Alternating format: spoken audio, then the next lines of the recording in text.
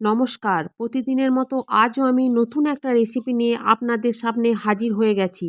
Chicken কিমা recipe. আপনারা দেখতে থাকুন। আমি চিকেনটাকে ছোট্ট ছোট্ট টুকরো করে কেটে নিয়েছি। চিকেনের মধ্যে দিয়ে দেবো পেঁয়াজ কুচি, টমেটো কুচি, লঙ্কা কুচি, টুকরো করা আলু, আদা বাটা, রসুন বাটা, গুঁড়ো জিরে গুঁড়ো, ধনে গুঁড়ো, গোলমরিচের গুঁড়ো ও চিকেন মশলা। আর এর সাথে আমি দিয়ে দেবো পরিমাণ মতো লবণ, অল্প পরিমাণ তেল। চিকেনটাকে আমি ভালো করে মাখিয়ে নেব। মাখানো হয়ে গেছে, এবার আমি 15 মিনিটের জন্য ঢাকা দিয়ে রেখে দেবো। 15 মিনিট পর আমি ফিরে এসেছি।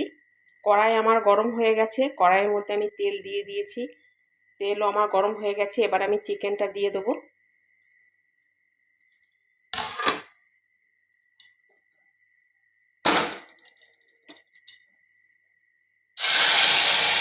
চিকেনটা একটু নেড়ে নিই, ভালো করে একটু কষিয়ে নেব। একটু কষানো হয়ে গেলেই আমি এবার গ্যাসটাকে কমিয়ে দিয়ে ঢাকা দিয়ে দেব। এবার আমি ঢাকা দিয়ে দেবো। কিছুক্ষণ পর চিকেনটাকে আমি একবার নেড়ে নেব। দেখুন চিকেন থেকে অনেকটাই জল বেরিয়ে এসছে। আমি আবার কিছুক্ষণের জন্য ঢাকা দিয়ে দেবো।